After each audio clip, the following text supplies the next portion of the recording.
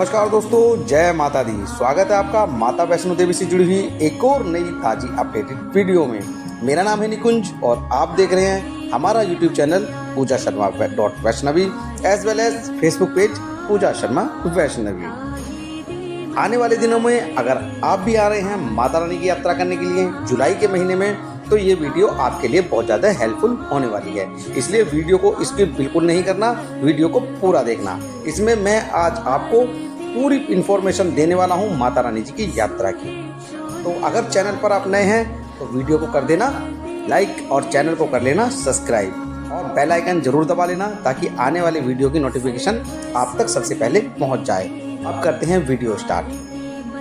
वैसे तो हर साल माता रानी के दर्शन करने के लिए लाखों भक्त आते हैं, लेकिन माता रानी जिनको बुलाती है वही लोग दरबार जाते हैं और माँ भगवती के दर्शन करते हैं। अभी जो ये नज़ारा आप देख रहे हैं ये कटरा रेलवे स्टेशन का नज़ारा है, जो कि कटरा में ही स्थित है। माता रानी की यात्रा करने के लिए सबसे अच्छा और सबसे सस्ता तरीका रेलवे का ही है। रेलवे की कनेक्टिविटी देश के हर प्रमुख शहर से जम्मू तक के लिए आसानी से जुड़ी हुई है, जो कि एक बहुत अच्छा साधन है माता रानी की यात्रा के लिए। और बहुत सारे शहरों से सीधी ट्रेनें आपको कटरा तक के लिए भी मिल जाती हैं। तो आपको सबसे पहले माता रानी जी की यात्रा में पहुंचना होता है कटरा। और अगर आप जम्मू से आ रहे हैं तो जम्मू उतर के आपको बस, टैक्सी या आप अन्य किसी साधन से भी कटरा पहुंच सकते हैं। जम्मू से कटरा की दूरी 50 किलोमीटर है, जिसका आपको प्राइवेट बस, सेमी डीलक्स बस या डीलक्स बस, उससे आप कटरा पहुंच सकते हैं, जिसमें कि आपको किराया 100 रुपये से लेके 150 रुपये तक हो सकता है पर व्यक्ति। अगर आप जम्मू से सीधा टैक्सी करते हैं तो टैक्सी 1250 रुपये से आपको 1500 रुपये तक चार्ज कर सकती है, जिसे आप अपने बजट के हिसाब से कर सकते हैं। अब बात करते हैं कटरा पहुँचने की। अगर आप रेलवे के माध्यम से सीधे कटरा पहुँच रहे हैं, ये देख लीजिए, ये जो नज़ारा देख रहे हैं ये कटरा रेलवे स्टेशन का ही है। यहाँ पर आपको ट्रेन छोड़ती है। सबसे पहले आपको कटरा पहुंचकर रेलवे स्टेशन का ये नज़ारा देख रहे हैं, यहाँ पर जाकर के सबसे पहला काम आपको करना है, ये सामने आप देख रहे हैं यात्रा रजिस्ट्रेशन काउंटर। यात्रा रजिस्ट्रेशन काउंटर, यहाँ पर आप ये बहुत लंबी लंबी लाइन जो देख रहे हैं, ये जैसे ही ट्रेन आती है उसके बाद ये लाइनें लग जाती हैं, क्योंकि श्रद्धालु अपना RFID कार्ड यहीं से ले लेते हैं। तो आपको भी यही करना है। आप जैसे ही जाते हैं कटरा रेलवे स्टेशन तो आपको अपना RFID card Katra railway station से ही ले लेना है। अब मैं बात करूंगा वीडियो में आगे कि RFID कार्ड हमें क्यों लेना है। बढ़ते हैं वीडियो में आगे। तो जब आप RFID कार्ड ले लेते हैं तो यहाँ से आपको पहुँचना होता है मेन कटरा चौक, जिसके लिए आपको कटरा रेलवे स्टेशन के बाहर निकलने पर आपको ऑटो और टैक्सी दोनों मिल जाती हैं। ऑटो का किराया 110 रुपये होता है, जिसमें 4 लोग जा सकते हैं कटरा चौक तक। ये जो नज़ारा आप देख रहे हैं ये कटरा चौक का ही नज़ारा है। अब बात करेंगे कटरा चौक पर पहुंच करके आपको करना क्या है। कटरा चौक पे पहुंच करके सबसे पहले आपको अपने रुकने की व्यवस्था करनी है। रुकने की व्यवस्था के लिए कटरा में बहुत सारे होटल्स हैं, बहुत सारी धर्मशालाएँ हैं और बहुत सारे लॉज बने हुए हैं। यहाँ पर श्राइन बोर्ड के द्वारा दी जाने वाली सुविधाओं में निहारिका कॉम्प्लेक्स, जो कि श्राइन बोर्ड का ही है, वहाँ पर आपको डोरमेट्री की सुविधा भी मिल जाती है। अब बात करते हैं इनका कितना कितना किराया रहने वाला है। आपको होटल जब कटरा में लेते हैं तो आप डबल बेड से लेकर के 4 बेड तक का होटल कटरा में ले सकते हैं, जिनका किराया 500 रुपये से लेकर के 5000 रुपये तक होता है। आप अपने बजट के हिसाब से अपना होटल ले सकते हैं। बात करूं धर्मशाला की तो धर्मशाला भी यहाँ पर आपको 500 रुपये से लेके 800 रुपये तक में मिल जाती है। ये एक बहुत अच्छा साधन है, जिसमें कि धर्मशाला में आपको लॉकर की सुविधा भी मिल जाती हैं और क्लॉक रूम की सुविधा भी मिल जाती हैं, जिसमें आप अपना सामान रख करके चले जाते हैं। अब बात करते हैं RFID कार्ड की। जब आपको यात्रा शुरू करनी होती है तो सबसे पहले आपको ज़रूरत होती है RFID कार्ड की। RFID कार्ड आपके लिए एक तरीके से आई कार्ड होता है, जो श्राइन बोर्ड उसको आपके लिए इशू करता है।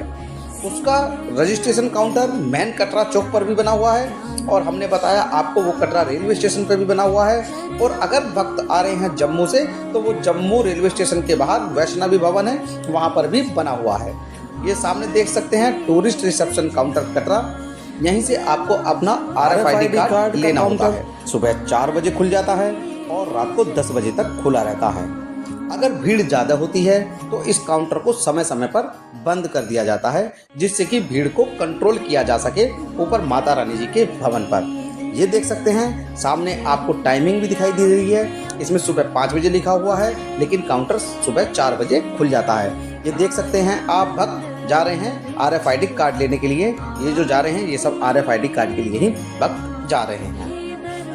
वीडियो में बढ़ते हैं आगे। ये होता है हमारा यात्रा करने का पहला पड़ाव। कटरा पहुंचने के बाद आपको सबसे पहले RFID कार्ड, बिना RFID कार्ड के आप यात्रा नहीं कर सकते हैं। और एक बहुत बड़ी बात, RFID कार्ड लेने के 6 घंटे के अंतराल में आपको अपनी यात्रा शुरू करनी होती है। तो याद रखें, RFID कार्ड आप लेने के 6 घंटे के बाद यात्रा जरूर शुरू कर लें, 6 घंटे के अंतराल में। और एक सबसे अहम जानकारी, RFID कार्ड आपको अपने गले में पहन के रखना है। यात्रा मार्ग पर आप अपने RFID कार्ड को किसी भी तरीके से बैग में या फिर उसको कहीं जेब में ना रखें, अन्यथा आपके ऊपर इसके लिए जुर्माना लगाया जा सकता है। ये जो नज़ारा देख रहे हैं आप, ये कटरा चौक का ही नज़ारा है और बहुत प्यारा नज़ारा है। यहाँ से देख लीजिए, सामने सीधे त्रिकुटा पर्वत के दर्शन होते हैं, जहाँ पर माता रानी जी विराजमान हैं। अब जब आप यात्रा करने के लिए कटरा से निकलते हैं तो यात्रा करने के 2 तरीके हैं। पहला है पौराणिक मार्ग और दूसरा है नया ताराकोट मार्ग। वहाँ तक पहुँचा कैसे जाए, आपको बता दें, कटरा चौक से और पौराणिक मार्ग तक का जो बाणगंगा चेक पोस्ट है उसकी दूरी 2 किलोमीटर है, जिसको आप पैदल कवर कर सकते हैं या आप ऑटो के माध्यम से भी जा सकते हैं। ऑटो 160 रुपये चार्ज करता है कटरा चौक से बाणगंगा चेक पोस्ट तक छोड़ने के लिए, जिसमें 4 सवारी आती हैं। और अगर आप नए ताराकोट मार्ग से यात्रा करना चाहते हैं तो नए ताराकोट मार्ग तक ऑटो 210 रुपये चार्ज करता है, उसमें भी 4 सवारी ही आती हैं। नया ताराकोट मार्ग थोड़ा दूर पड़ता है और पौराणिक मार्ग थोड़ा पास पड़ता है, इसीलिए किराए में थोड़ा थोड़ा फर्क देखने के लिए आपको यहाँ पर मिल जाएगा। अब बात करेंगे यात्रा शुरू करने के लिए। ये जो आप अब नज़ारा देख रहे हैं, ये हम जा रहे हैं इस समय पौराणिक मार्ग की तरफ। ये रास्ता पौराणिक मार्ग की तरफ जाता है और सामने बहुत अच्छे दर्शन होते रहते हैं त्रिकुटा पर्वत के। ये आप देख रहे हैं त्रिकुटा पर्वत, जिसपे माता रानी जी विराजमान है। वीडियो आपको अच्छी लग रही है तो वीडियो को लाइक करना, कमेंट में जय माता दी लिखना और चैनल को सब्सक्राइब जरूर करना। बढ़ते हैं वीडियो में आगे। और अब हम पहुंच गए हैं इस समय बाणगंगा चेक पोस्ट, जिसको हम दर्शनी दरवाजा भी कहते हैं। ये सामने देख सकते हैं आप, भक्तों की चहल पहल किस तरीके से बनी हुई है। अब बात करेंगे यात्रा की। यहाँ पर पहुंच करके आपको अपना चेकिंग करानी होती है, अपने बैग चेक कराने होते हैं। ये सामने जो पॉइंट आप देख रहे हैं यही है बाणगंगा चेक पोस्ट। यहाँ से आपको अपना RFID चेक कराना है, बैग चेक कराने हैं और आपकी तलाशी बाकायदा ली जाएगी। यहाँ पर मतलब आपको भी चेक किया जाएगा। इसके बाद आप यात्रा मार्ग पर पहुँच जाएंगे। ये देख लीजिए, अब मैं पहुँच गया हूँ दर्शनी दरवाजे पर और यहाँ से बैग चेक करके मैं पहुँचूंगा सीधा एंट्री करके यात्रा मार्ग में। तो देख लीजिए, इसी को कहते हैं दर्शनी दरवाजा। किस तरीके से भक्तों का उत्साह यहाँ पर देखा जा सकता है। आपको वीडियो कैसी लगी है कमेंट जरूर करके बताना। अपने आने की तारीख हमें जरूर शेयर करना और हम ऐसी ही वीडियो आपके लिए लाते रहते हैं, इसलिए चैनल को सब्सक्राइब जरूर करना। ये देख लीजिए भवन का रास्ता, यहीं से आप जाएंगे, जो कि आपकी चेकिंग होके आप अंदर पहुंच जाएंगे। और अब हम पहुंचने वाले हैं माता रानी जी की यात्रा में, मेन यात्रा पॉइंट पे। ये देख लीजिए, ये अब हम आ गए हैं यात्रा में। इस तरीके से ढोल बज रहे हैं। आपको इसी तरीके का माहौल पूरे यात्रा मार्ग में देखने के लिए मिलेगा। आपको जगह जगह पर ढोल ताशे इस तरीके से देखने के लिए मिलेंगे और भक्तों की जयकारे, जय माता दी की जयकारे पूरी यात्रा मार्ग पर देखने के लिए आपको मिलेंगे। अब बात करते हैं, जैसे ही आप यात्रा में एंट्री करते हैं तो यहाँ पर थोड़ा सा आप आगे चलेंगे तो यहाँ पर ही आपको घोड़ा, खच्चर, पिट्ठू, पालकी इसका ऑप्शन मिल जाता है। यहीं पर प्रीपेड काउंटर बना हुआ है जहां से आप सरकारी रेट के हिसाब से पर्ची कटवा सकते हैं और अपना घोड़ा, खच्चर, पिट्ठू, पालकी यहां से बुक कर सकते हैं। रेट बिल्कुल फिक्स होते हैं, सरकारी रेट है, किसी तरीके का कोई भी ऊपर नीचे नहीं होता है। कोशिश कीजिएगा आप अपना घोड़ा, खच्चर, पिट्ठू, पालकी यहीं से बुक करें। अगर आप प्रीपेड काउंटर के बाद इसको बुक करते हैं या आप खच्चर बुक करते हैं तो ये आपसे मनमाने पैसे मांग सकते हैं, तो ऐसा बिल्कुल ना करें। आप घोड़ा, खच्चर, पिट्ठू यहीं से बुक करें और अपनी यात्रा में आगे बढ़ें। और माता रानी का नाम लेते हुए अब मैं आ गया हूँ बाणगंगा के पुल के ऊपर। ये जो नज़ारा देख रहे हैं आप, ये बाणगंगा है जिसके लिए नीचे की तरफ रास्ता जाता है नहाने के लिए। ये देख लीजिए नीचे भक्तों की कितनी भीड़ है और सभी भक्त यहाँ से जाते हैं नीचे स्नान करने के लिए और स्नान करके ही अपनी यात्रा को आगे बढ़ाते हैं माता रानी के दर्शन करने के लिए। आपको बता दूं, बाणगंगा पर एक घाट तो ये है जो आप अभी वीडियो में देख रहे हैं, एक दूसरा घाट है जो थोड़ा सा आगे पड़ता है जिसको बाथिंग घाट 2 भी कहते हैं। और अब बढ़ते हैं यात्रा में आगे। ये जो नज़ारा देख रहे हैं ये माता रानी जी के यात्रा ट्रैक का ही नज़ारा है। जिस तरीके से आपको रौनक देखने के लिए मिलती है माता रानी जी के यात्रा ट्रैक पर, आपको हर तरीके की सुविधा माता रानी जी की यात्रा में मिल जाएगी। चाहे आपको खाना खाना हो, चाहे आपको नाश्ता करना हो या चाहे आपको प्रसाद लेना हो। और ये देख लीजिए कितने अच्छे अच्छे स्टूडियो बने हुए हैं यात्रा मार्ग पर। आप यहाँ पर अपना फ़ोटो खिंचा सकते हैं और जिसको फ़ोटो खिंचाने के बाद आप उसको वापसी में ले सकते हैं। खाने पीने की आपको पूरे यात्रा मार्ग में किसी तरीके की दिक्कत नहीं होने वाली है। आपको हर तरीके का भोजन यात्रा मार्ग में मिल जाएगा। तो यात्रा में आगे बढ़ते हुए हम पहुंच गए हैं बाथिंग घाट पर, जिसकी मैं बात कर रहा था बाणगंगा वाले पुल के ऊपर। ये थोड़ा सा आगे चल के ये आ जाता है बाथिंग घाट। ये देख लीजिए सामने, यहाँ पर भक्त खूब मज़े से नहाते हैं और पूरा एंजॉय करके माता रानी जी की यात्रा करते हैं। तो आप भी जब आएंगे तो आप यहाँ पर स्नान करना बिल्कुल ना भूलें। स्नान करके ज़रूर आगे की तरफ जाएं। देख लीजिए बहुत ज़्यादा आनंद आता है यहाँ पर आने के बाद। और कमेंट करके जय माता दी जरूर लिख देना अगर आपको वीडियो अच्छी लग रही है। अब बात करते हैं इस समय यात्रा में मौसम की। इस समय यात्रा में मौसम की बात करते हैं। अगर आप जुलाई के महीने में यात्रा करने के लिए आ रहे हैं तो आपको माता रानी जी की यात्रा में मौसम बारिश का मिलने वाला है, इसलिए आपको अपने सेफ्टी मेजर्स के साथ ही यात्रा करनी है। आपको अपने साथ रेनकोट जरूर रखना है। रेनकोट के बाद आपको अपने साथ अम्ब्रेला जरूर रखना है और अपने साथ एक टॉर्च जरूर रखनी है, क्योंकि आपको किसी तरीके की परेशानी ना हो, ये आपको मटेरियल अपने साथ जरूर रखना है। और अगर आपके साथ छोटे बच्चे यात्रा कर रहे हैं तो उनके गर्म कपड़े आपको जरूर लेकर के आने हैं यात्रा में, क्योंकि आपको ठंड का सामना बिल्कुल करना पड़ेगा माता रानी जी के भवन पर। इसलिए आप अपने सेफ्टी मेजर्स के साथ ही आइएगा माता रानी जी की यात्रा करने के लिए। अपनी मेडिसिन्स जरूर रख लेना साथ में, जो आपको कम समय पर काम आ सकती हैं। वैसे माता रानी जी की यात्रा में जगह जगह पर डिस्पेंसरी बनी हुई है, वो भी निःशुल्क है। आपको घबराने की आवश्यकता बिल्कुल नहीं है। ये जो नज़ारा देख रहे हैं ये माता रानी जी के यात्रा मार्ग का ही नज़ारा है और बहुत अच्छा नज़ारा है माता रानी जी के यात्रा मार्ग का। भक्त जयकारे लगाते हुए, गाने गाते हुए और ढोल पे नाचते हुए माता रानी जी की यात्रा में आगे बढ़ते रहते हैं। अब मैं पहुंच गया हूं अगले पड़ाव चरण पादुका मंदिर। ये जो नज़ारा आप देख रहे हैं ये माता रानी जी का प्रथम दर्शन चरण पादुका मंदिर है। यहाँ से माता रानी जी ने पीछे मुड़ के देखा था भैरवनाथ को और यहाँ पर अपने चरणों के निशान माता रानी जी ने छोड़े थे। जब आप आएंगे तो यहाँ पर दर्शन करके जरूर जाना माता रानी के चरणों के। इसकी दूरी मेन बाणगंगा चेक पोस्ट से यहाँ तक 2.5 किलोमीटर होती है। 2.5 किलोमीटर पड़ता है चरण पादुका मंदिर।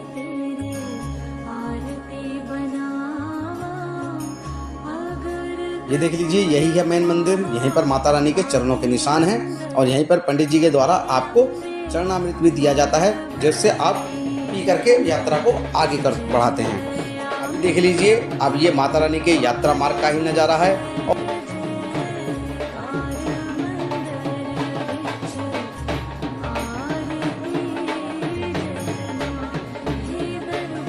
और अब यात्रा में बढ़ते हैं आगे।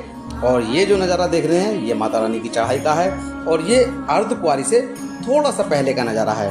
अर्धकुंवारी माता रानी जी की यात्रा में बिल्कुल बीच का स्थान है, जहाँ से माता रानी के भवन की दूरी 5.5 किलोमीटर और कटरा की दूरी 6 किलोमीटर रह जाती है। तो सबसे पहला बीच का पॉइंट है अर्धकुंवारी, जहाँ पर अब हम पहुँच चुके हैं। ये देख रहे हैं आप वीडियो में, ये अर्धकुंवारी का ही नज़ारा है। और जो सामने तस्वीर देख रहे हैं, ये श्राइन बोर्ड के द्वारा दी जाने वाली सुविधाओं में भोजनालय है, जहाँ पर आपको एकदम परफेक्ट रेट में भोजन मिल जाता है, जिसमें आपको कढ़ी चावल, राजमा चावल और बहुत सारी चीज़ें यहाँ पर मिल जाती हैं। वैसे खाने पीने की दिक्कत अर्धकुंवारी में भी किसी तरीके की नहीं है। यहाँ पर भी बहुत अच्छे अच्छे रेस्टोरेंट बने हुए हैं जिनका आप इस्तेमाल कर सकते हैं। अब बात करते हैं अर्धकुंवारी की। अर्धकुंवारी में दर्शन करने की क्या व्यवस्था है और आप अर्धकुंवारी में दर्शन किस तरीके से कर सकते हैं। देखिए, अर्धकुंवारी में नॉर्मली दर्शन करने का जो वेटिंग समय है वो कम से कम 48 घंटे से 62 या 60 घंटे तक रहने वाला है।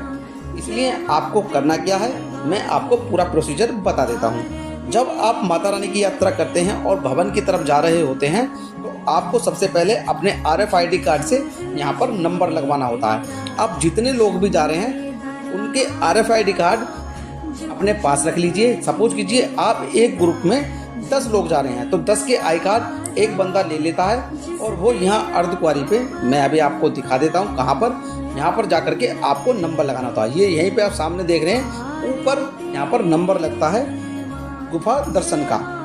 देख लीजिए यहाँ पर, ये जो नज़ारा देख रहे हैं, यहीं पर आपको टोकन मिलता है। जितने आप में RFID कार्ड होंगे उसी के हिसाब से आपको नंबर मिलेगा, उतने ही लोगों का, और वेटिंग के हिसाब से नंबर दे देते हैं। तो जैसे आपको नंबर मिल जाता है तो उस नंबर के आने का समय कम से कम 48 घंटे रहने वाला है। 48 घंटे में उसका नंबर आएगा दर्शन करने के लिए।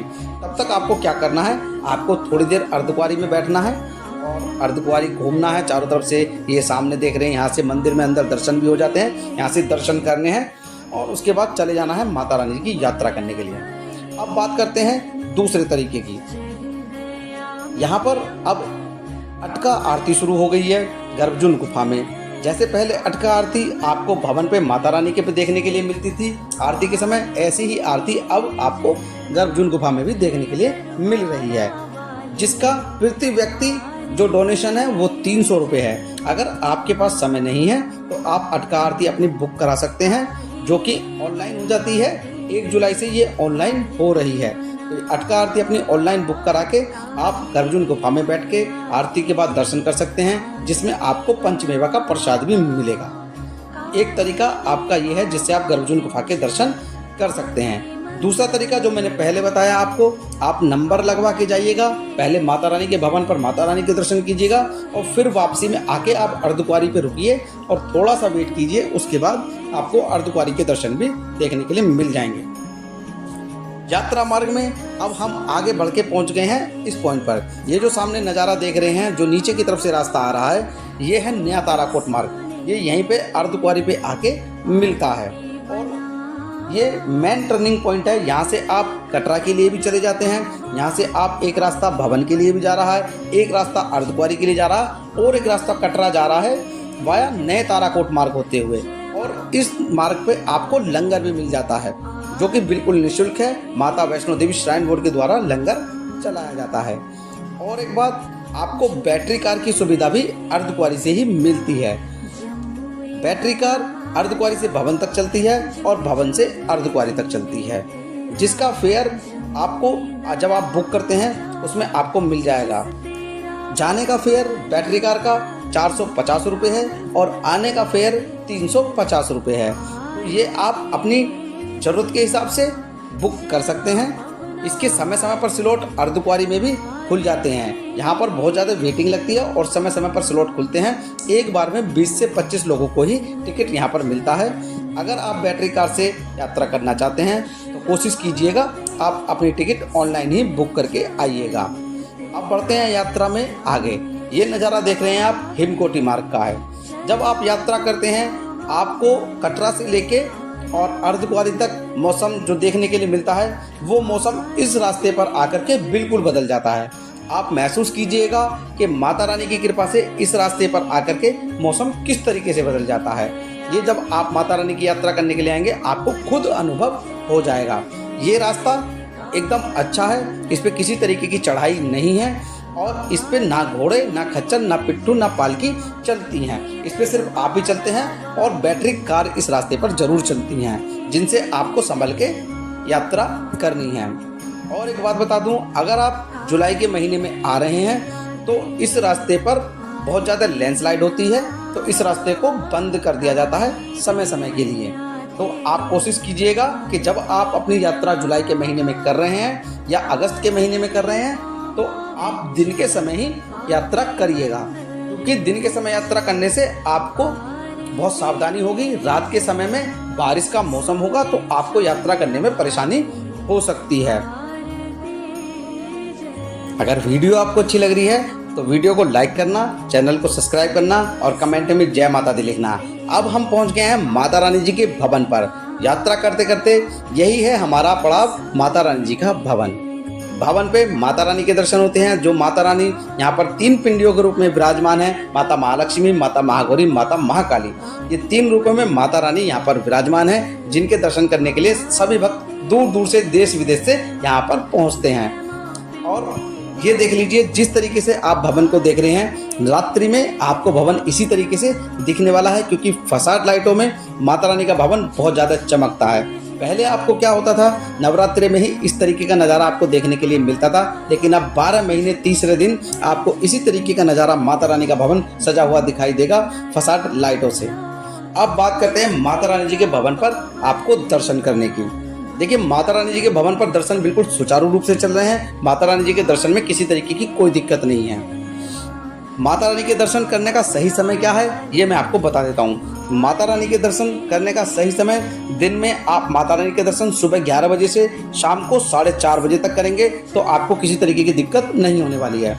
और अगर आप रात को दर्शन 11 बजे से सुबह 4 बजे तक करेंगे तो भी आपको किसी तरीके की दिक्कत नहीं होने वाली है। क्योंकि अगर आप आरती के समय पे माता रानी के दर्शन करते हैं तो आपको बहुत ज़्यादा भीड़ देखने के लिए मिलने वाली है, जिसमें आपको 4 से 5 घंटे का समय लग सकता है। और अब बात करते हैं माता रानी जी के भवन पर रुकने की।